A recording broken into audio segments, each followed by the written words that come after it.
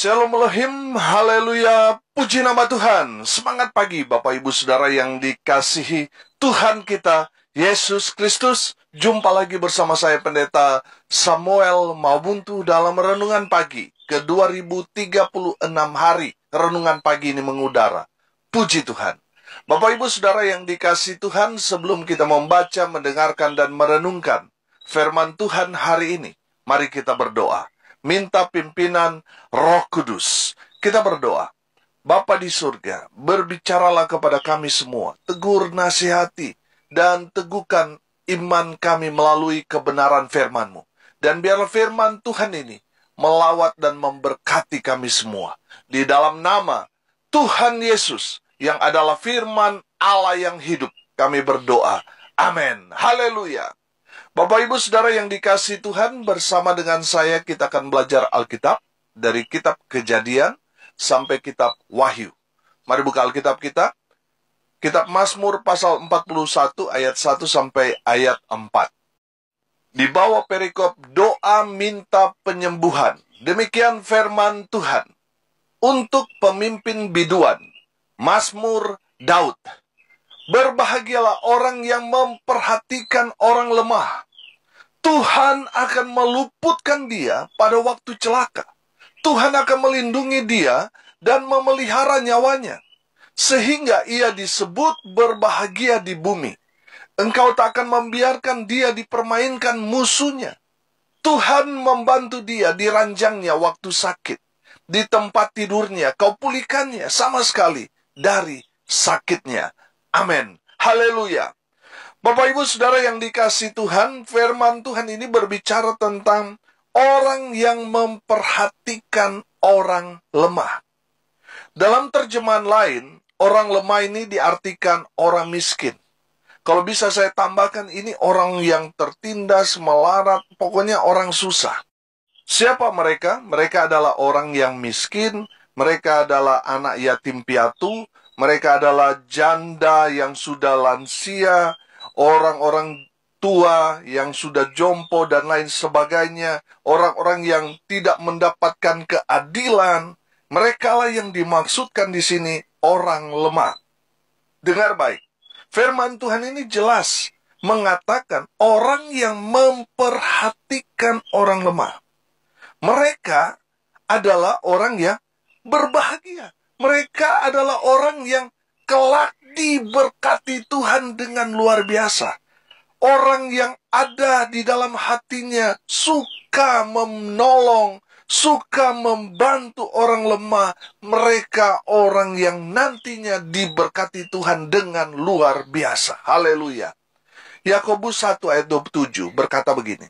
Ibadah yang murni dan yang tak bercacat di hadapan Allah Bapa kita ialah mengunjungi yatim piatu dan janda-janda dalam kesusahan mereka dan menjaga supaya dirinya sendiri tidak dicemarkan oleh dunia. Haleluya.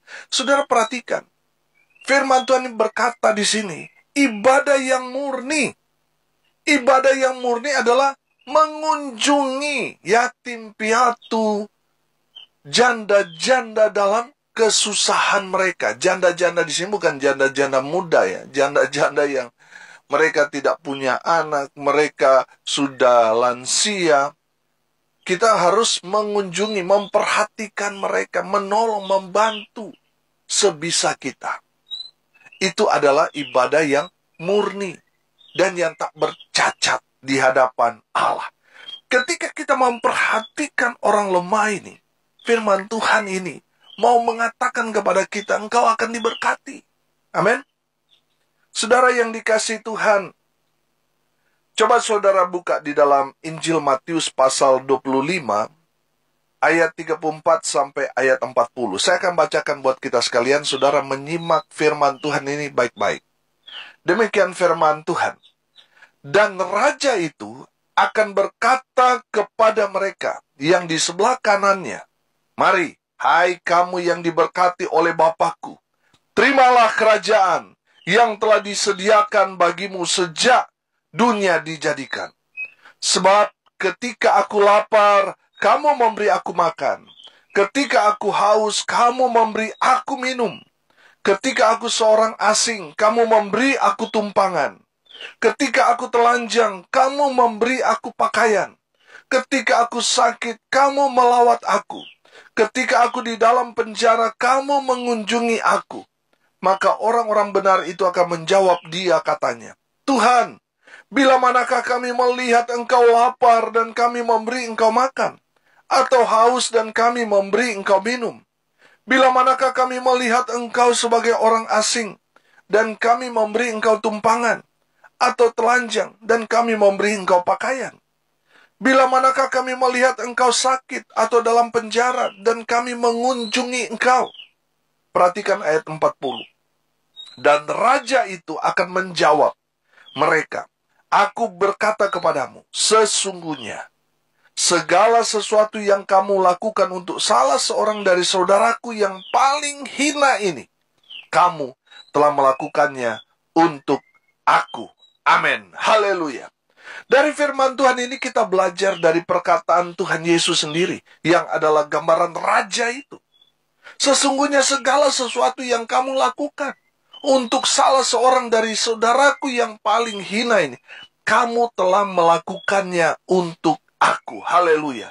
Jadi saudara, ketika kita memperhatikan orang lemah, mereka yang lapar, haus, mereka yang telanjang, mereka yang sakit, mereka yang ada di dalam penjara, ketika kita memperhatikan mereka, kita sebenarnya sedang melakukannya untuk Tuhan.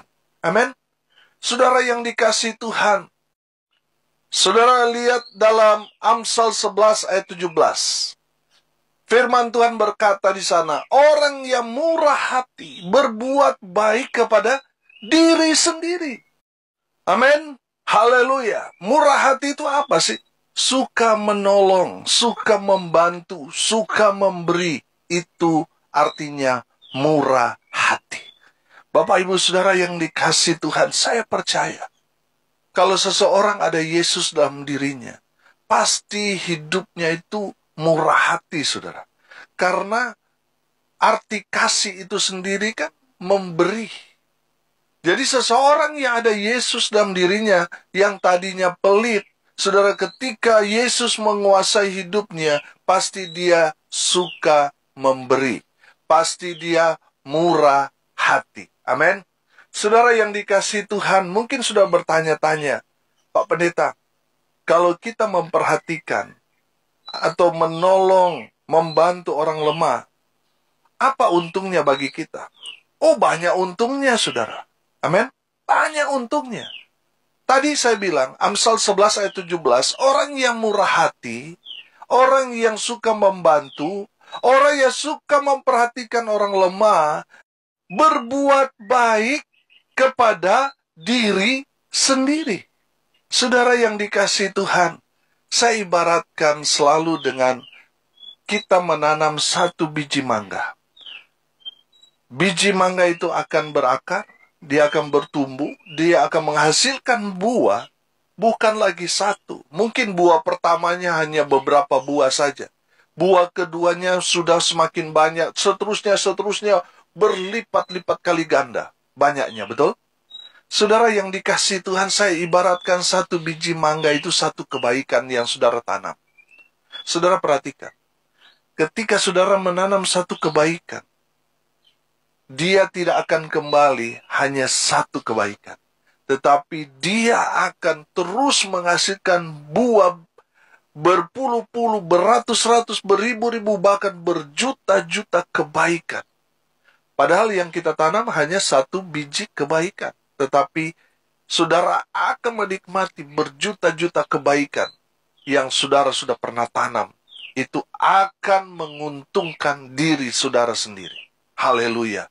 Kalau saudara menanam satu biji kejahatan, satu biji hal yang bisa dikatakan sesuatu yang jahat, iri hati, sakit hati, kebencian, dosa-dosa saudara, satu biji yang jahat itu, dia akan bertumbuh.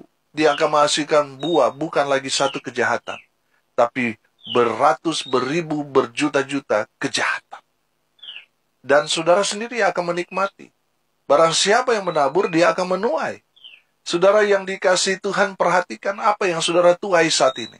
Apakah kebaikan, apa kejahatan? Saudara, saya percaya sesuatu yang kita tanam, kita akan tuai. Amin. Jadi kalau kita menanam satu kebaikan, apalagi itu puluhan, ratusan, bahkan ribuan kebaikan yang saudara tanam, itu akan kembali kepada dirimu sendiri. Berjuta-juta kebaikan. Sampai mungkin tidak terbatas kebaikan, kemurahan Tuhan. Tuhan akan curahkan dalam kehidupan saudara. Karena apa yang saudara tanam itu adalah biji yang baik.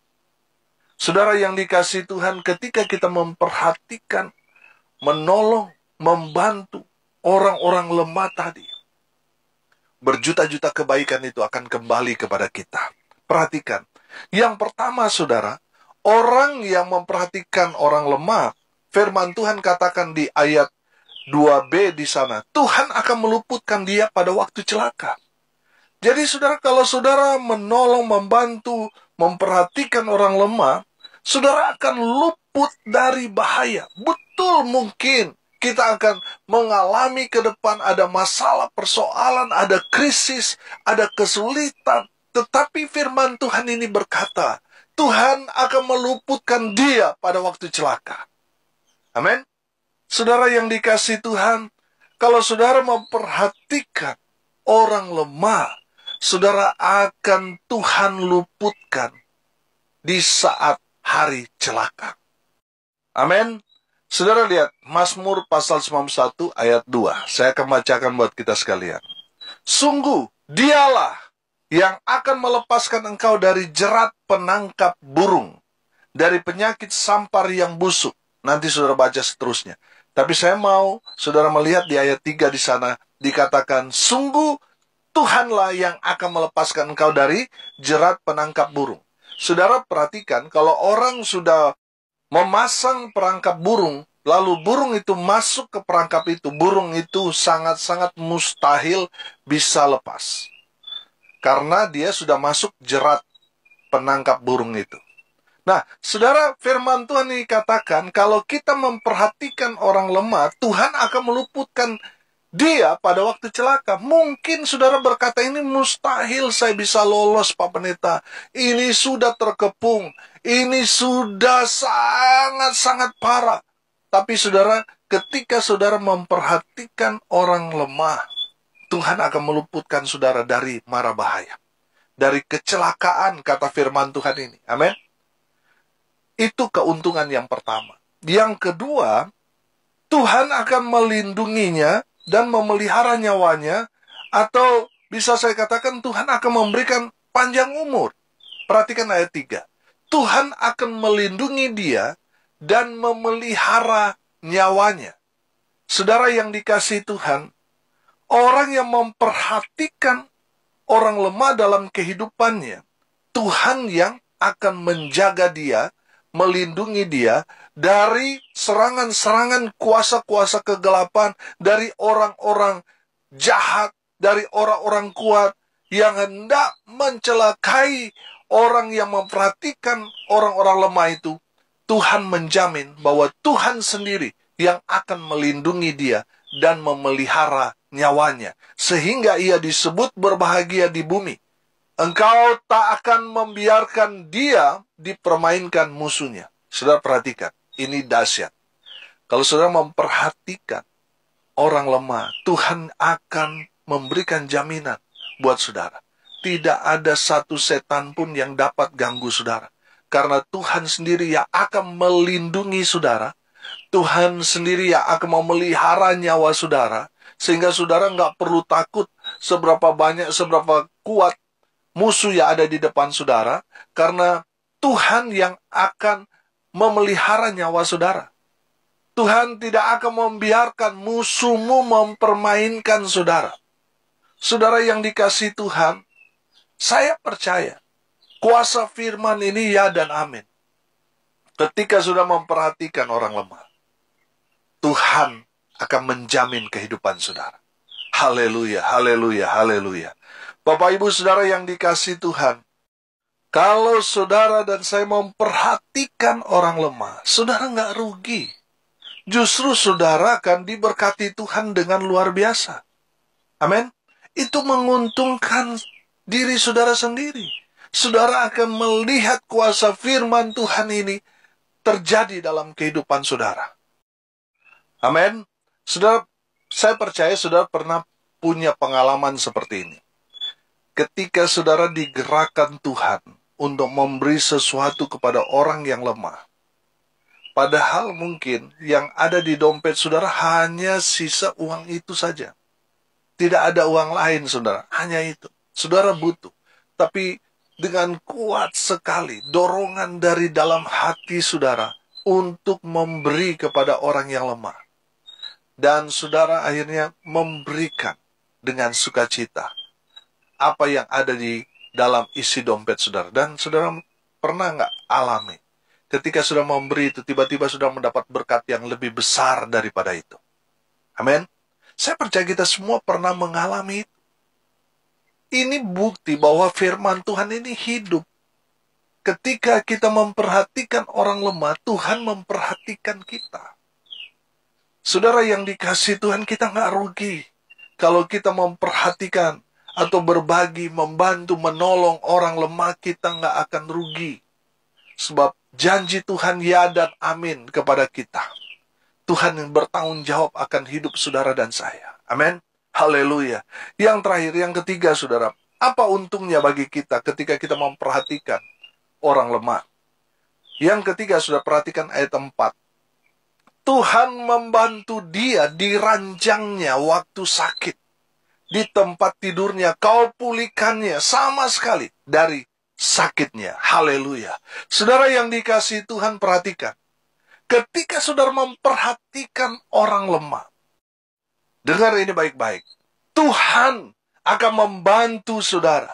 Ketika saudara ada di ranjang sedang mengalami sakit di rumah maupun di rumah sakit, Tuhan akan memulihkan saudara dari sakit yang saudara alami. Saudara perhatikan, di sini ditulis sakit. Jadi mau sakit apa saja. Tidak dikatakan di sini hanya sakit pilek, hanya sakit capek, saudara. Tidak. Di sini ditulis Tuhan membantu dia di ranjangnya waktu sakit, di tempat tidurnya kau pulihkannya sama sekali dari sakitnya. Saudara dengar ini baik-baik. Saudara yang sakit tumor, kanker, saudara yang sakit jantung, saudara yang cuci darah berkala, saudara dan lain sebagainya, apapun jenis sakit penyakit saudara, Tuhan akan membantu saudara. Tuhan akan menolong saudara. Tuhan akan memulihkan, menyembuhkan saudara dari sakit yang saudara alami, derita selama ini. Saudara, ketika saudara memperhatikan orang lemah, Tuhan akan memperhatikan saudara. Ketika saudara sakit, Tuhan akan menyembuhkan saudara. Amin. Saudara, kalau kita tidak mau peduli dengan orang lain, kita tidak mau memperhatikan orang lain, saudara, ketika saudara susah, tidak ada yang akan memperhatikan saudara. Jadi saudara, ketika saudara sehat, saudara diberkati, perhatikan orang-orang yang lemah, yang tidak seberuntung saudara. Jadilah berkat buat mereka. Amin. Tolong mereka, bantu mereka. Dan saudara akan merasakan, menikmati, dan mengalami semua kebaikan Tuhan, kemurahan Tuhan dalam kehidupan saudara dan saya. Kita akan dijaga, diluputkan waktu hari celaka, karena hari celaka tidak ada di kalender, kata orang saudara. Jadi kita tidak tahu kapan kita naas apes saudara, tapi kita akan dijaga Tuhan. Tuhan akan meluputkan kita dari waktu celaka. Dan yang kedua, kita belajar, Tuhan akan melindungi kita dari bahaya, saudara, dari musuh-musuh kita. Musuh-musuh kita boleh punya banyak rancangan untuk mencelakai kita.